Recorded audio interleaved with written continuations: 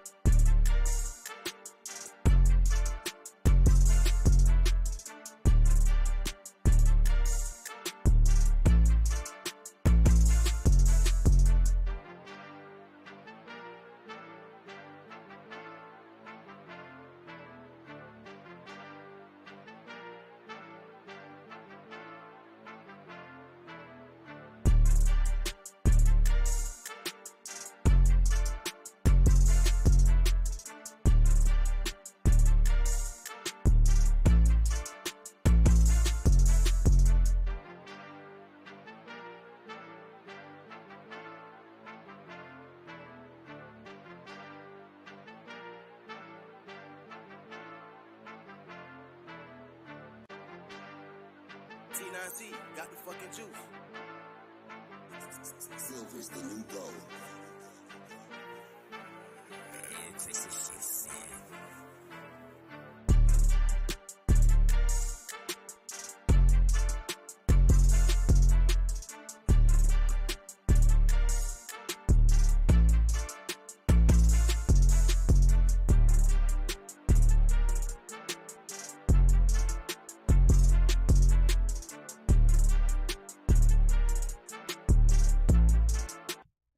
What's going on, everyone? Welcome back to another episode of the JT Sports Podcast. I'm your host, JT. It's been a while since we went live, man. Last week, I couldn't go live how I wanted to because I just had a lot of work that I had to turn in. So I just wanted to go ahead and get ahead of my classwork. So I'm trying to stay ahead. We truly won't be ahead till after this week, but I apologize for the unexpected vacation. Didn't mean for it to come down to that, but we're back and we're better now. We got a lot of things that we got to catch up on. We're going to be talking some NFL. Bengals are 0-2 right now. The Tampa Bay Buccaneers, on the other hand, they're 2-0. Who saw that coming? Justin Fields and the Bears, oh my goodness, they look terrible. And then college football, the Florida Gators, a team that most people coming into this season weren't expecting to do too much this year. They got a big upset over Tennessee. I'm going to be telling you guys what we learned about Florida and their upset win over the Vols. Alabama has named Jalen Milroe the starting quarterback once again. They play Ole Miss this week. Can they beat the Rebels with Jalen Milroe at quarterback? And Colorado, this could be a really magical season, year one for them under Coach Prime. I'm going to tell you guys why. But before we get into it, if you haven't already, leave a like, subscribe to the channel. We go live Monday through Thursday at 5 p.m. Eastern Time.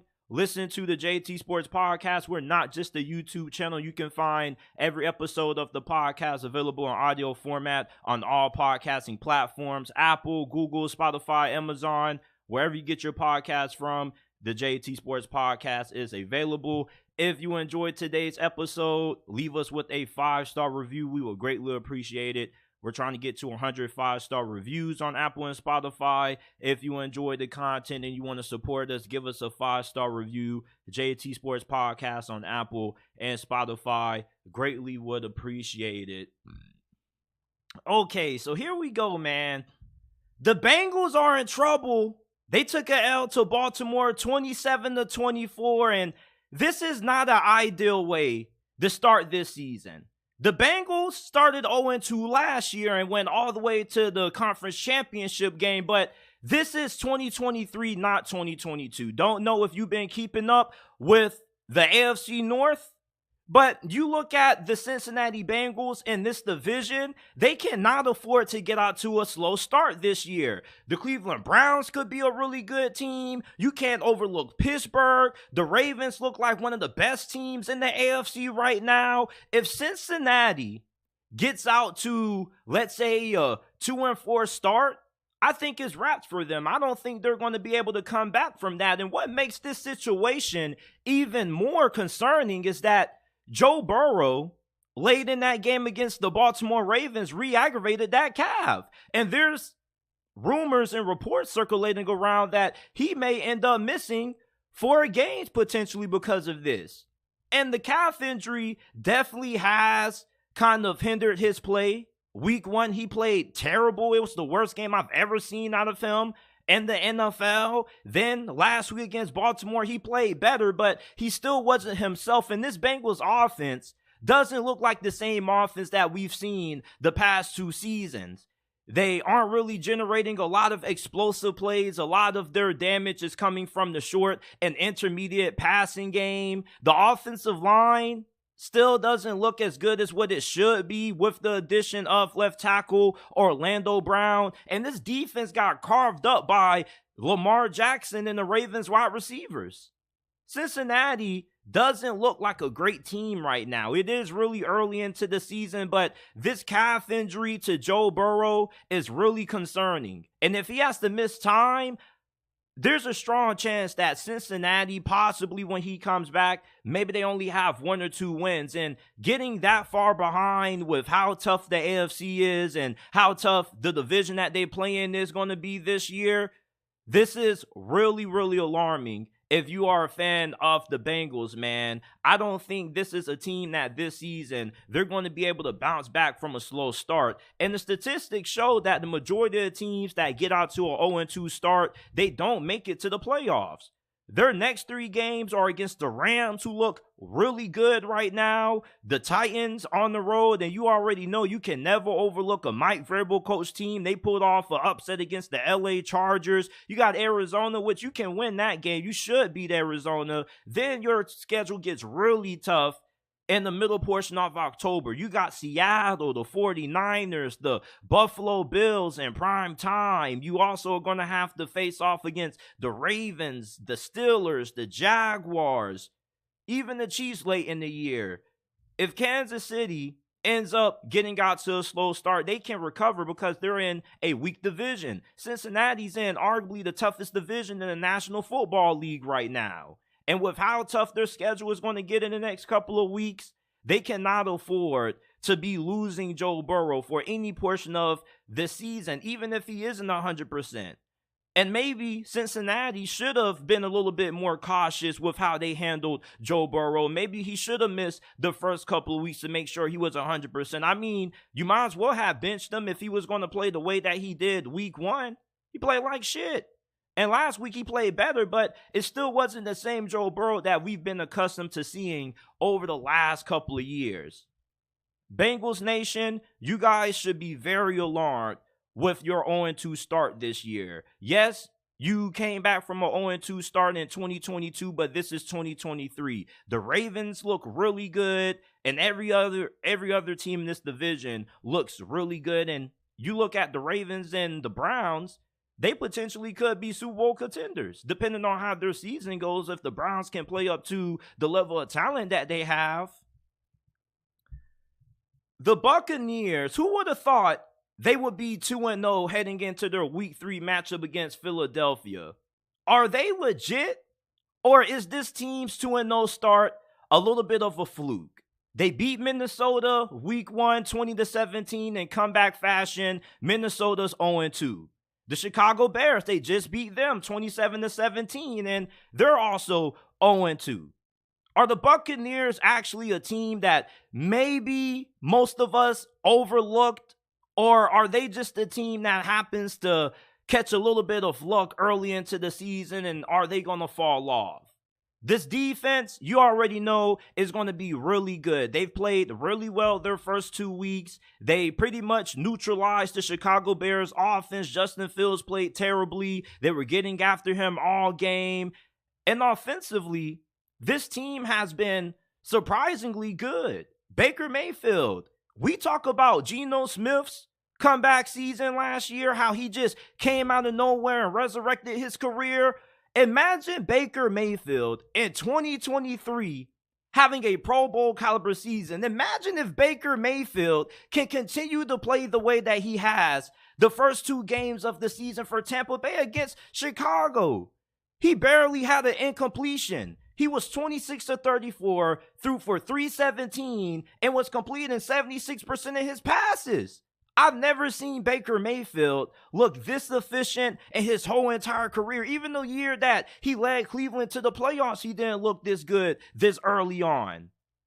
If Baker Mayfield ends up resurrecting his career with the Tampa Bay Buccaneers, I would have seen it all this year. We've seen Colorado go from 1 win to potentially being bowl eligible under Coach Prime, and then Baker Mayfield, fam, turning his career around with Tampa, a team who most of us thought was going to be in the tank for Caleb Williams sweepstakes. I would have seen everything.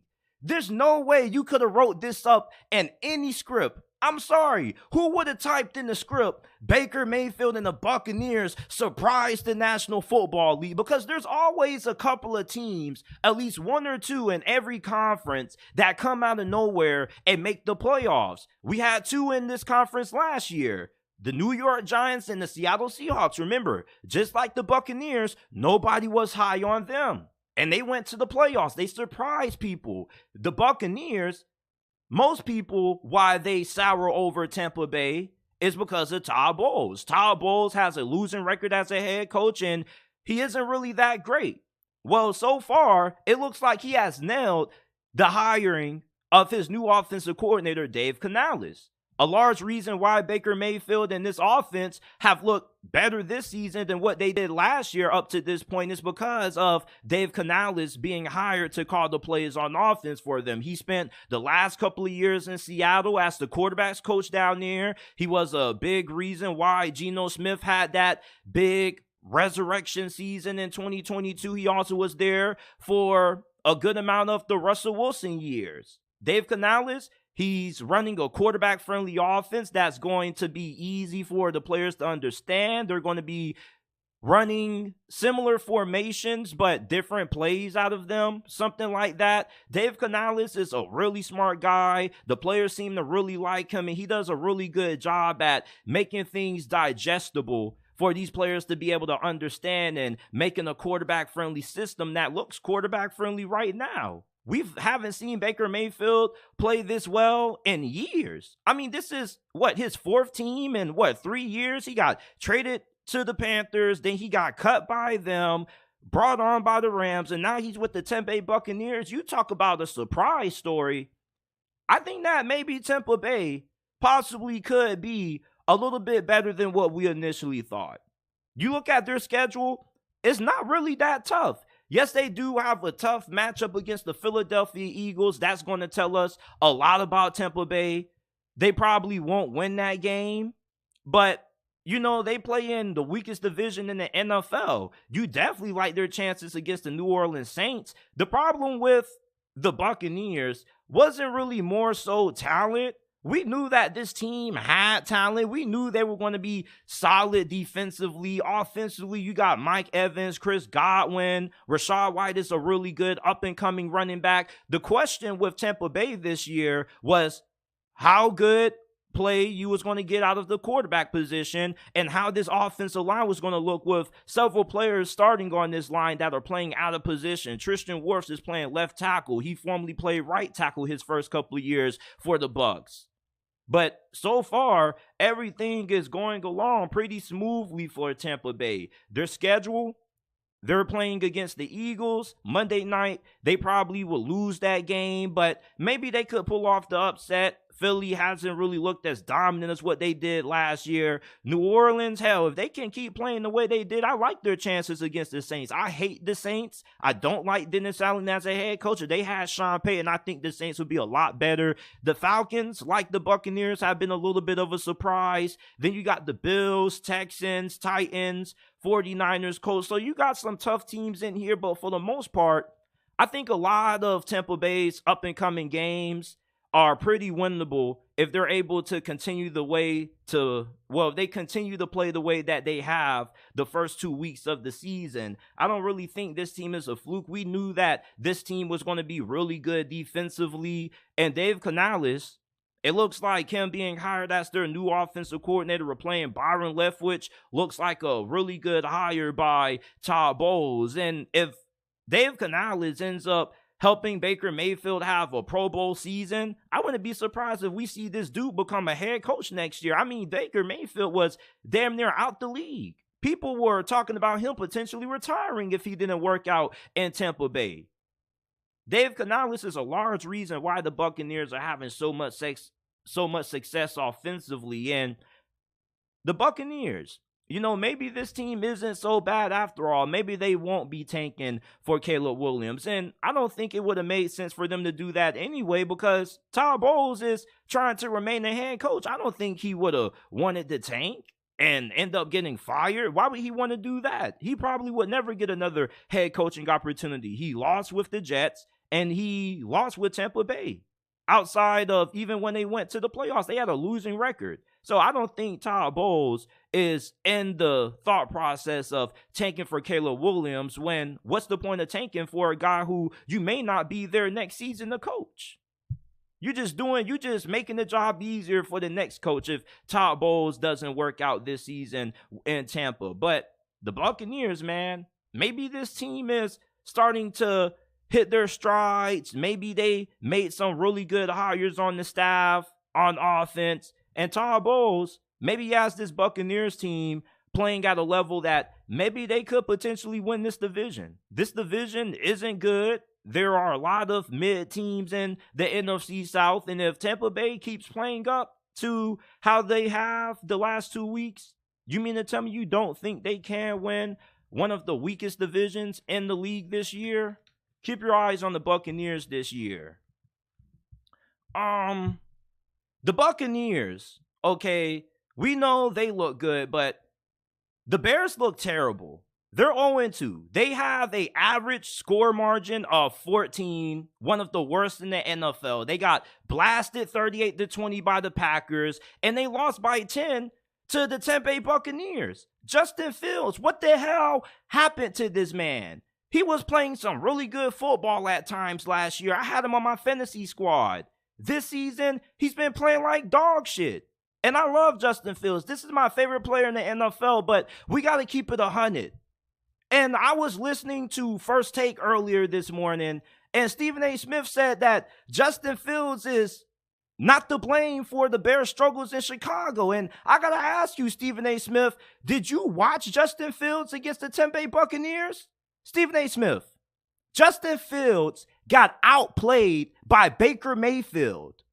I saw several times in that game Justin Fields get sacked, not because the offensive line was bad, but either A, he was holding on to the ball too damn long, or two, he was showcasing his poor pocket awareness and literally running right into defenders. There was one play where Justin Fields, instead of running outside of the pocket where he had space to run and pick up a lot of yards, he stepped up and ran up into a sack.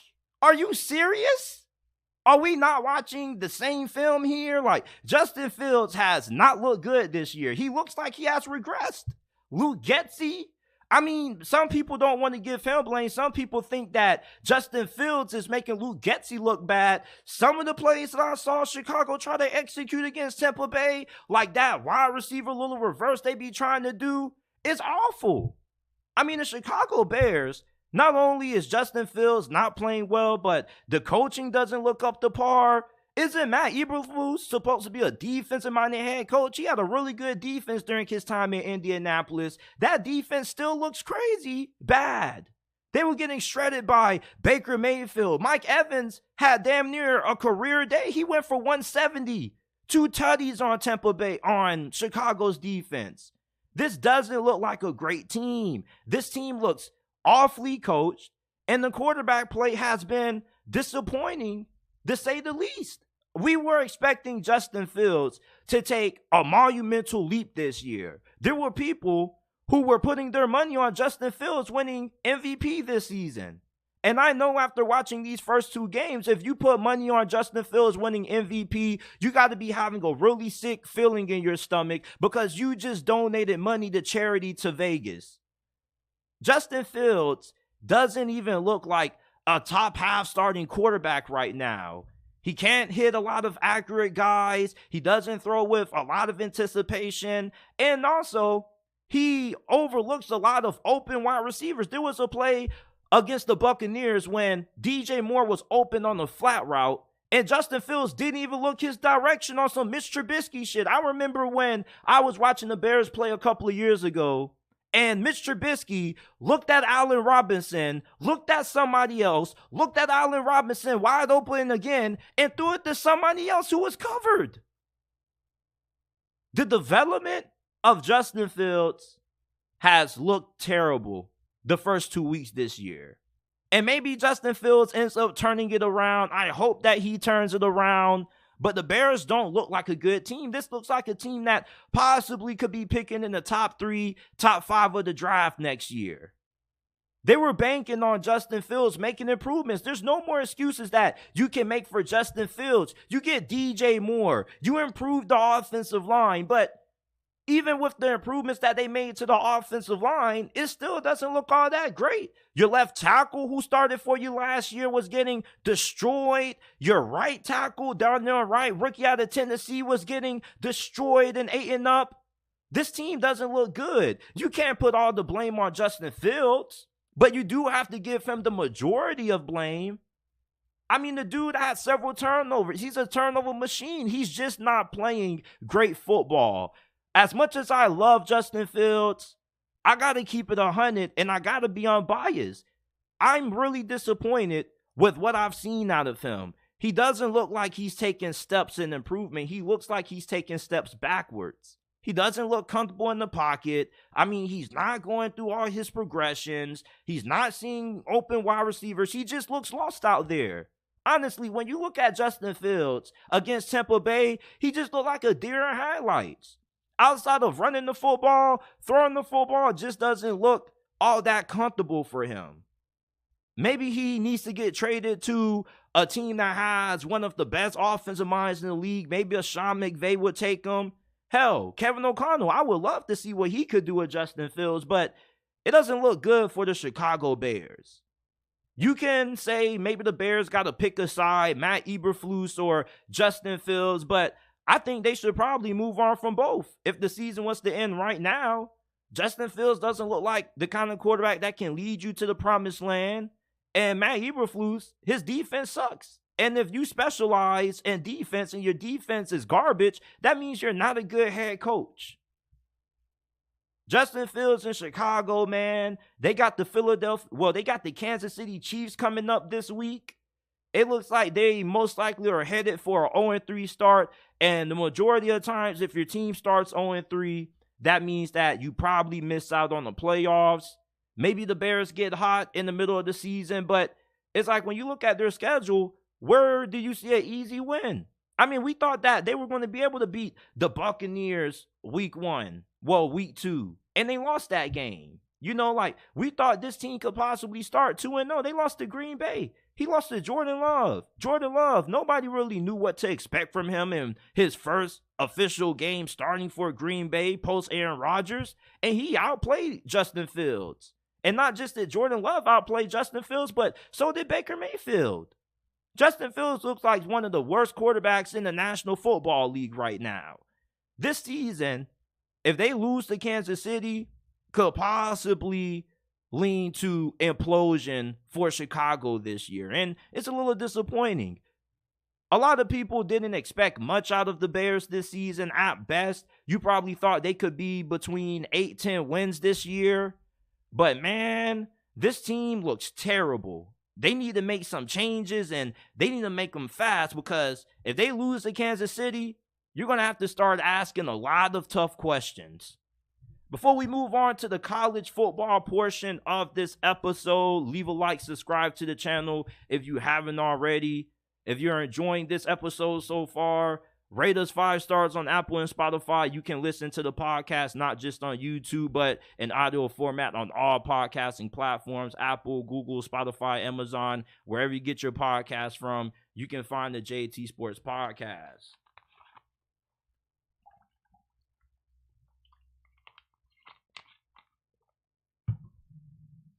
Shout out to everybody in the chat. Anthony Davis says, Bears look horrible. I am disappointed in Fields. I am too, brother. I'm really disappointed. David Corona, shout out to you. What up, JT? 49ers all day, every day. It's time to move on to college football, man. Whew. The Florida Gators are a better team than what they were given credit for prior to the start of this season. Vegas has an over-under win total for Florida of 5.5, and after their week 1 loss to Utah 24-11, most people rolled off the Florida Gators and Billy Napier. And then they pull off a shocking upset at home against the Tennessee Vols 29-16, and we got to talk about what we learned about Florida and their win over the Vols. Because first of all, this defense looks massively improved under Austin Armstrong. And I know it's really early into this season, and this defense has given up a couple of big plays. When you look at the secondary, they've given up a couple of big plays to Utah and Tennessee. But for the most part, this defense has been playing at a really good level compared to the level of play that they've been getting from this side of the ball for the last, 4 to 5 years. You had some really bad defensive coordinators to do. You had calling plays last year was awful, and Todd Grantham all those years under Dan Mullen. Yuck, let's not even get started on that. We might have to throw up if we talk anymore about Todd Grantham. But Austin Armstrong, he definitely has proven why he's one of the youngest defensive coordinators in all of Power 5. He had a really good game plan against that Tennessee offense. He held the Vols to 16 points. Do you not know how impressive that is? Like, Tennessee normally on any given day hangs 30 on you with ease.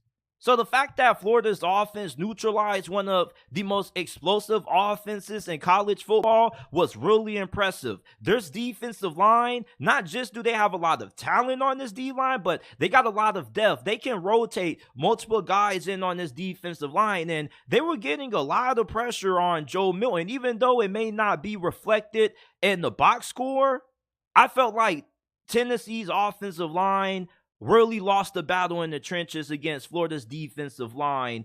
I think that this defensive line is going to be the reason why Florida defensively is going to be able to hang around with the majority of teams that they play this year. Their secondary isn't bad. It's just sometimes they are prone to giving up big plays here and there. But this defense, led by Austin Armstrong at defensive coordinator, looks really good. Now, Graham Mertz, we all laughed when it was announced that he was transferring from Wisconsin to Florida. And his week 1 performance against Utah was less to be desired. It wasn't bad, but it wasn't anything to glow to write home about. Well, he had a really good outing against Tennessee. And no, he didn't have a Deion Sanders or Caleb Williams stat line. He only threw 24 passes, 1 touchdown, and had 166 yards through the air, but he had no turnovers. And you know what he did? He got the job done. He managed the game. That's all Florida needs out of Graham Mertz this year. They don't need anything fantastic or special out of him. They just need him to take care of the football, manage the game, and make a couple of big throws on third down here and there, and that's what Graham Mertz did. This rushing attack absolutely took over. Trevor Etienne, oh my God. You talk about somebody playing like they was possessed? Man, these defenders for Tennessee didn't want to tackle this fool anytime he got the football, it seemed like. 23 carries, 172 rushing yards. He was averaging 7.5 yards per carry. This fool was averaging a first down every 2 carries damn near. He was unstoppable. He was Florida's best player on both sides in this game, even though he doesn't play defense. If I was giving out a player of the game award for this game, I'm giving it to Trevor Etienne. And after this performance, you may say that he could be considered right now the best running back in the SEC. Who's had a better performance in the SEC so far at running back outside of what Trevor Etienne did? I can't think of anybody. Trevor Etienne, this dude is a freaking beast. Montrell Johnson, he didn't really do much in this game, but he's a beast also. And I really like the young receivers that Florida has. We saw a brief appearance from Caleb Douglas. You also have a freshman wideout in Eugene Wilson. Marcus Berg, who I really like a lot, even though we didn't see him get called in this game. There's a good amount of young talent at receiver for Florida. There's a narrative that Florida doesn't have talent at receiver. That's false. They have talent. They just have players who are unproven. You know, this offense, I hate the fact that it's so conservative in a sense. It's not really super aggressive. They don't really push the ball downfield. But one thing that we definitely did learn, and the biggest overall takeaway from this game is that Florida knows who they are. This team knows what they are as a football team and what their identity is. And their identity is, we're not a team that's going to put 40 on you. We're a team that we want to play ball control offense. We want to take a lot of time off the clock, keep your defense on the field, and run the football at will, and throw the football when we have to, and ask for Graham Mertz to make the necessary plays when need be. We don't need to rely on Graham Mertz to win us games because that's not a winning formula. The reason why Florida lost to Utah is because they had to rely on Graham Mertz to win that game for them because the run game was non-existent. The defensive line of Utah absolutely stomped Florida's run game. I mean, Florida couldn't get anything going on the ground. So for Florida, as long as they can continue to establish the run game and this defense can continue to play the way that it did against their win against the Tennessee Vols, this is possibly a team that could be the second best team in the SEC East this year. The SEC East, in terms of who's going to be the second place team behind Georgia, is wide open. It could be Kentucky. It could be Missouri. It could be Florida. Hell, even Tennessee could come back and surprise us. But Florida, I think with this win against Tennessee, it definitely has proven to any of the Billy Napier doubters out there that this team is at least going to be good enough to be bowl eligible. You know, I had a hard time seeing Florida winning less than 6 games. I'm a Miami Hurricanes fan, but even I thought that was a little bit outrageous. You know, Florida may not look impressive on paper, but Billy Napier is a solid coach. You know, he gets the most out of his quarterbacks. His quarterbacks are pretty methodical. The Anthony Richardson experiment didn't really go all that well, but Graham Mertz is no Anthony Richardson, and that's a good thing and a bad thing at times. You're not going to have somebody that's going to be able to make things happen when things break down and turn nothing into something. That's not who Graham Mertz is, but what you do get out of Graham Mertz is somebody who plays better in structure and somebody who's better in the short intermediate passing game and somebody who you can trust to manage the game. And that's what Graham Mertz did a really good job at against Tennessee. You don't need insanely good quarterback play to be able to win in the SEC as long as you can play complementary football. The teams that over-rely on their quarterbacks are one-dimensional. Look at North Carolina. I don't even know why North Carolina gets so much praise in the AP Top 25. It's just a Drake May or bust team. If Drake May doesn't have a good game, they lose. Colorado with Shedeur Sanders. I mean, there's Shedeur Sanders and everybody else. Florida isn't that kind of team. They don't need to overly rely on their quarterback to win their games because they can play complementary football and be better at every other phase of the game. So Florida, they beat Tennessee 29-16. Let me know your thoughts about what you learned, your takeaways from Florida's win over the Vols in the comment section. Alabama against USF, they looked really bad. It was kind of comedic watching Alabama struggle against USF. I had a homeboy hit me up, say, hey, JT, like, turn on the Alabama USF game. And I'm looking at the score. It's 17-3. I'm like, bruh, what the hell is wrong with Alabama? Well, I'll tell you what the hell was wrong with Alabama against the University of South Florida.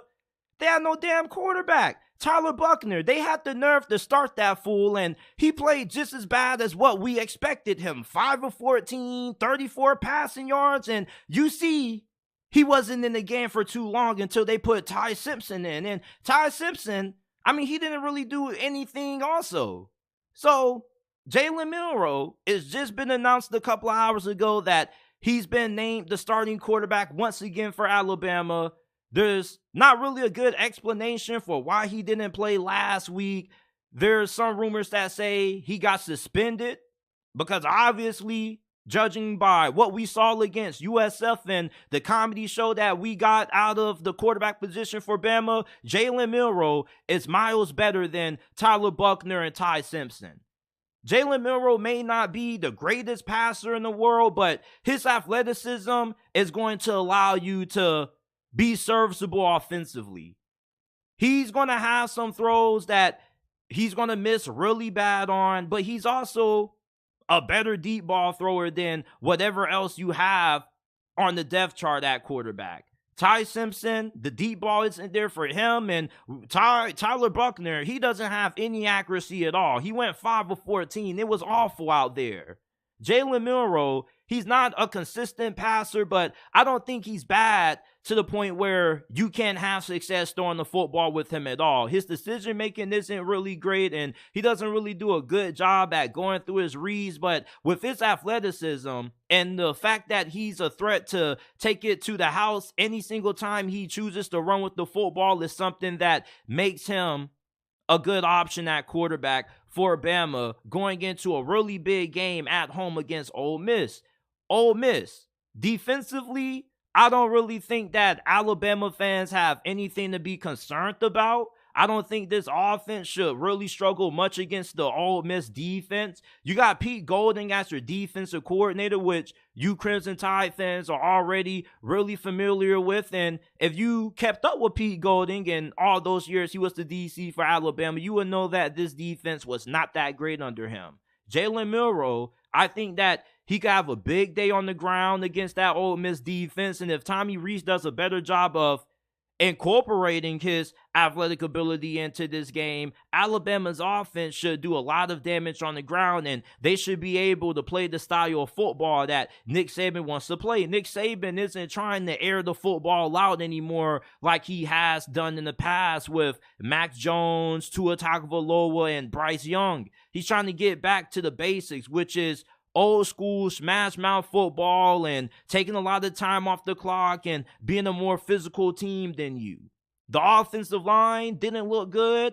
Jalen Milroe, with him at quarterback, it gives you a little bit of an advantage because when you got an offensive line that's bad and things break down pretty often, you need to have a quarterback that can play, make, and improvise, and that's what Jalen Milroe can do. Jalen Milroe never should have got benched in the first place. Maybe he got suspended. Maybe he didn't. I don't know. But against Ole Miss, he definitely gives Alabama the best chance to win compared to Tyler Buchner and Ty Simpson. And I believe that Alabama is going to beat Ole Miss. It may be a pretty close game, but Ole Miss offensively, they may put up a lot of points on Alabama's defense. Well, I won't say a lot of points, but I think there's a chance that they may get to the mid or high 20s in this game. Ole Miss offensively, they're really good. They got a good offensive line. You look at Jackson Dart, who beat out Spencer Sanders for the starting quarterback job. He's been playing really well. They got a really good group of wide receivers. You got Quinshon Judkins, who is the best running back in college football, in my opinion. Ole Miss has a really stacked offense, but defensively, I could see Alabama being able to execute that ball control offense that Nick Saban wanted to implement. Ole Miss, I think their offense may give Alabama's defense some trouble, but defensively, I don't expect them to be able to slow down Alabama with Jalen Milroe at quarterback. He may have some struggles. He may have an interception or two, but when it comes to his ability to generate big plays on the ground, I don't think Ole Miss is going to be able to prepare for that. This dude is a really good athlete, and against Texas, he didn't even play that bad. I mean, he didn't play great. He definitely did cost them the game, but he also made some plays that kept him in the game. He threw a big touchdown that made it a one-possession game at one point. You know, he wasn't bad, and he played great against Middle Tennessee State. It's Middle Tennessee State, but he probably could have did similar what he did against Middle Tennessee State against USF. I mean, Tyler Buchner and Ty Simpson struggled against USF with having 5 and 4 stars around them.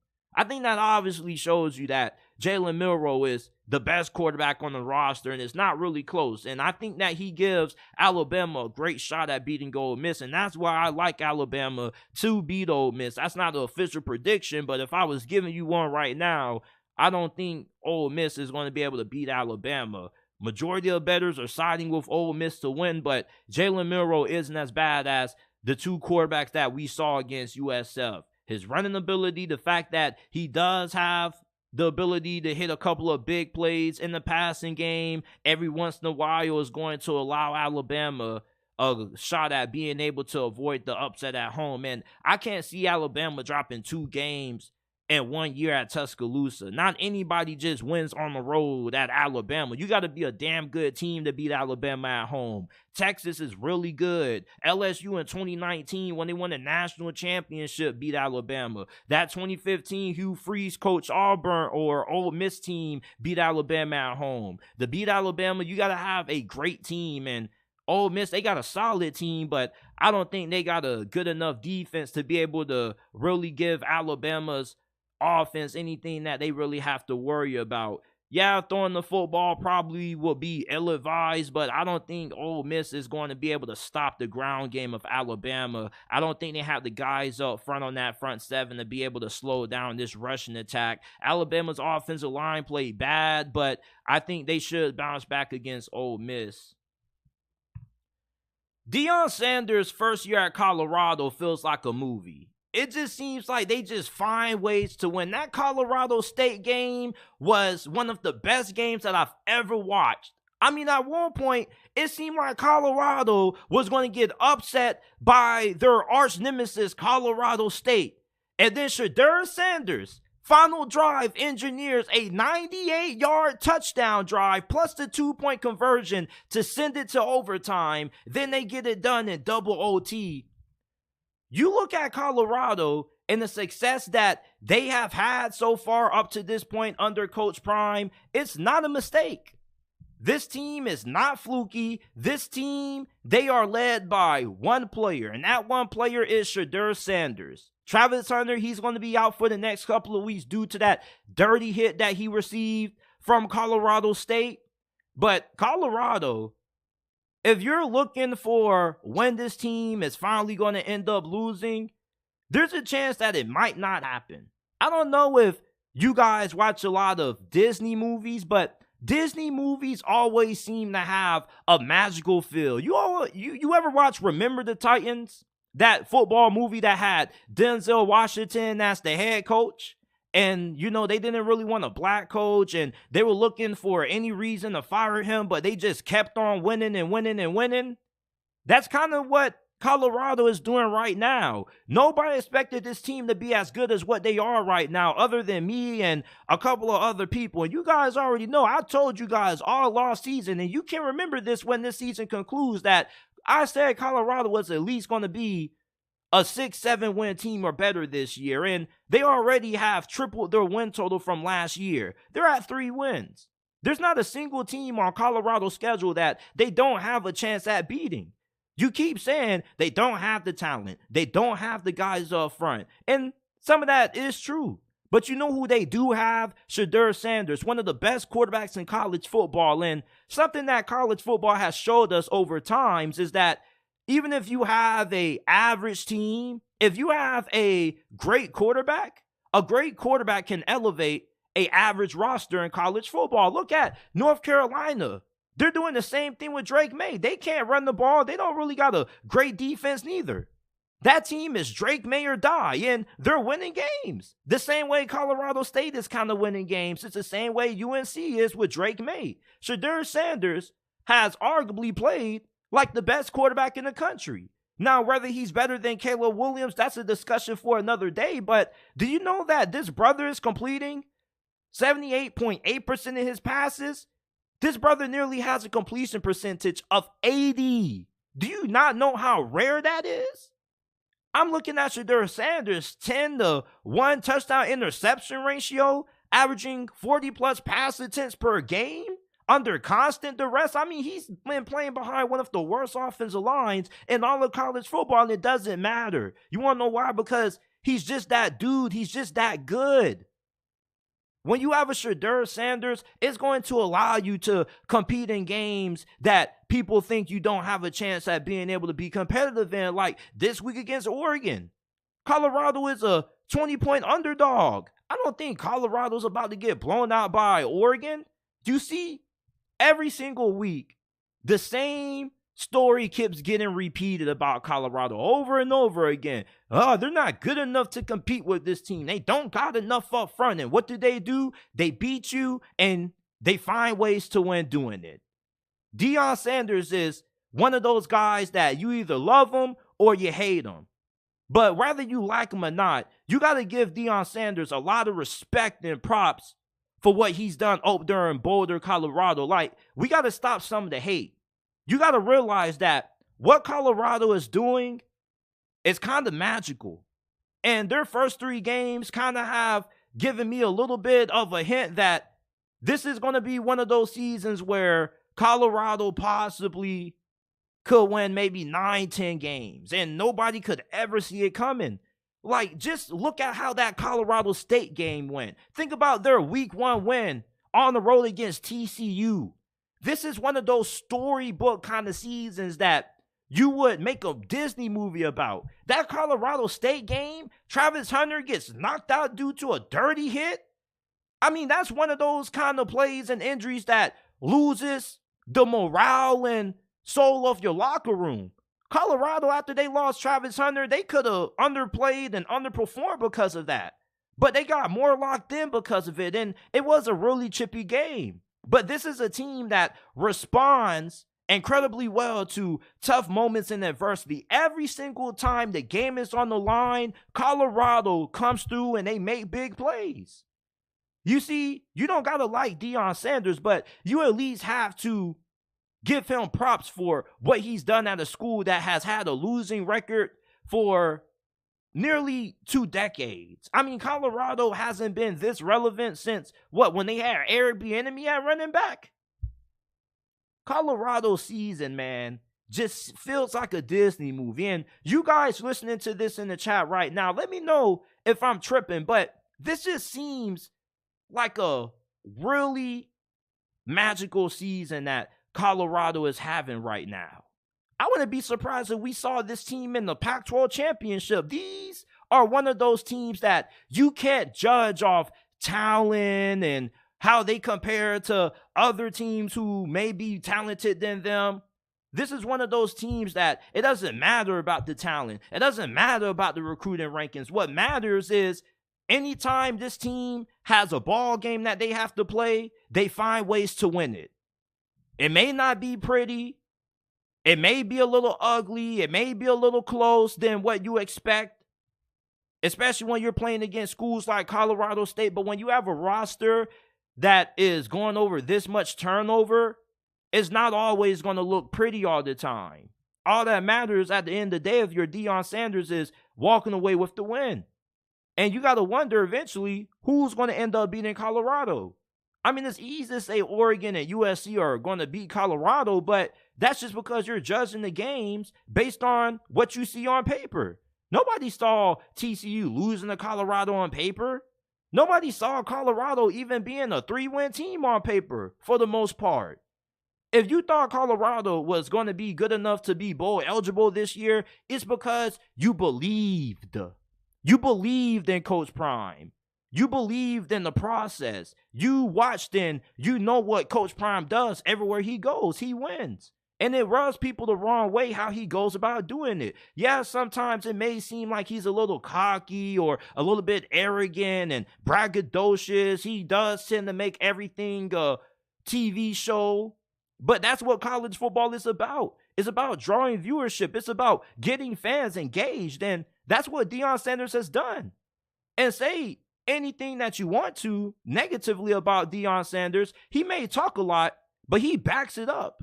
And I think that's what makes people so upset about Deion Sanders is that you hate somebody who always comes out on top. It just happens to be that Deion Sanders is at Colorado, and this isn't just a hype train. This is actually a legit good team.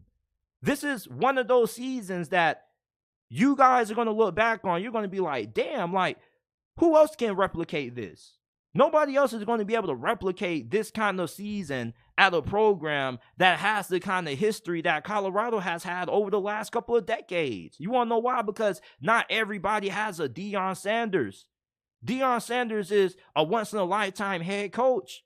He's the only head coach in America who doesn't have the resume of a Ryan Day, Dabo Swinney, Nick Saban, or Kirby Smart, and yet he can go into a living room of any 5 or 4-star recruit that's recruiting he can go into the living room and talk to any recruit that has interest in Alabama, Ohio State, or any of the big boy schools. You want to know why? Because he's Deion freaking Sanders, dog. Everybody knows who Deion Sanders is. When Nick Saban and Kirby Smart walk into a recruit's living room, their moms probably don't even know who the hell they are. All they know is that they're football coaches. But when Deion Sanders knocks on your door, everybody in your family knows who Deion Sanders is. Your mom probably had a crush on Deion Sanders in that bald head when he was playing football. Deion Sanders, you know what he can do is something that a lot of new head coaches don't have the ability to do. He's really charismatic, but the thing that really stands out the most about Deion Sanders is how he bonds with his players. It's not really a team, it's really a family. And he really goes about it that way. He's hugging players on the sideline. He's coaching guys up instead of yelling and cursing guys out. He's actually coaching them up. I remember when Torrey Holton, number 14, that Colorado State wide receiver who was doing work all afternoon on Colorado secondary, he got a touchdown late and he's coaching up the cornerback who gave up the touchdown. Hey, fool, like, you got to be inside. That's good coaching. Deion Sanders not just is a great motivator, but he's a great leader of men. He's a great head coach. He has his son at quarterback who's absolutely carrying Colorado on his back. And even though they don't have Travis Hunter, they still have a chance at being able to beat Oregon and USC and whoever else without him because they got Shedeur. Shedeur is the heart and soul of that team. They got Shedeur Sanders, Shiloh Sanders, and Deion Sanders. All on the same team. You talk about leaving a legacy. The dad's the head coach and his 2 sons are 2 of the best players on the team? That's crazy. There's no way you can't tell me that this season is not going to be magical for Colorado. You talk about leaving a legacy. When Deion Sanders leaves this earth, he's going to have Shedeur. He's going to have Shiloh. And he's going to have the memory of his first season at Colorado. And that's something that a lot of us are not going to forget. A lot of people are going to remember what Colorado has done and what they're going to do from this point further. This is a season that could be really magical for the Colorado Buffaloes football program, year 1 under Deion Sanders. There's not a single game they don't have a chance at winning. I mean, yeah, they may not have a defense, but who else in the Pac-12 has a incredibly great defense? We still don't know if Washington and Oregon and USC have great defenses. They haven't been tested. This is the best offense that Oregon has faced up to this point. And even then, a couple of weeks ago, they were getting 30 hung on them by Texas Tech with ease. There's not a team that Colorado does have a shot at beating. Nobody in the Pac-12 is really playing outstanding defense outside for a couple of great teams. If you have a great quarterback and you can score 30, 40 a game, there's not a game that you can't win. This season is going to be special for the Colorado Buffaloes. Keep your eyes out for them, man. This is it for this episode of the JT Sports Podcast. I appreciate you guys for tuning in. If you enjoyed today's episode for the last time, leave us a 5-star review on Apple and Spotify. We're trying to get to 100 5-star reviews before the end of this month. So if you listen to podcasts, get your smartphone, go to Spotify or Apple, whatever you listen to your podcast on, and type in JT Sports Podcast and it will pop up. Give us a 5-star review, or you can go down to the description down below and there will be the links to Apple and Spotify versions of the podcast. I appreciate you guys for tuning in to this episode, and I will see you guys tomorrow with another episode of the JT Sports Podcast.